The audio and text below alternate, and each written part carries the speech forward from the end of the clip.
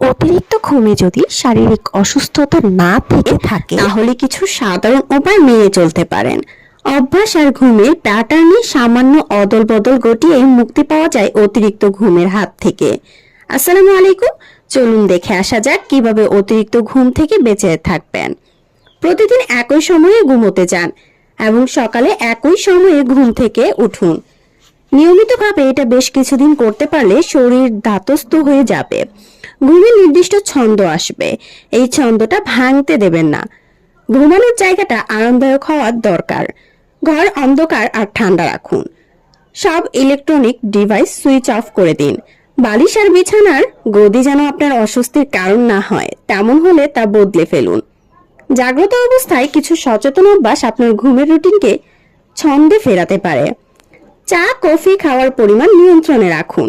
ঘুমানোর আগে একেবারে এসব খাবেন না। ঘুমাতে যাওয়ার আগে কখনো ব্যায়াম করবেন না। দুপুরে খাওয়া দাওয়ার পর ভাত ঘুম দেওয়ার অভ্যাস রয়েছে অনেকেরই, কিন্তু দুপুরে এই ঘুম আপনার ঘুমের ছন্দটাকে নষ্ট করে দিতে পারে।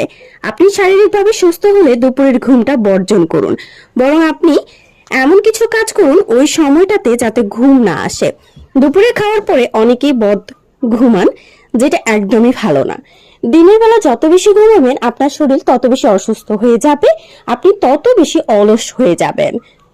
চা কফি খাওয়ার অভ্যেস থাকলে সেটি সকাল অবস্থাতেই খান, কখনো দুপুর পরে কিংবা বিকেলে খাবেন না প্রয়োজন ছাড়া। তাহলে ওটির এফেক্ট রাতে গিয়ে পড়বে। রাতে যত বেশি ঘুমাতে পারবেন আপনার শরীর তত বেশি সুস্থ থাকবে, কিন্তু যত বেশি ঘুমাবেন আপনার শরীর তত বেশি খারাপ হবে দিনের বেলা ঘুমালে।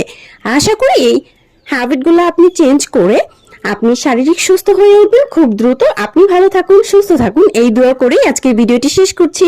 খোদা।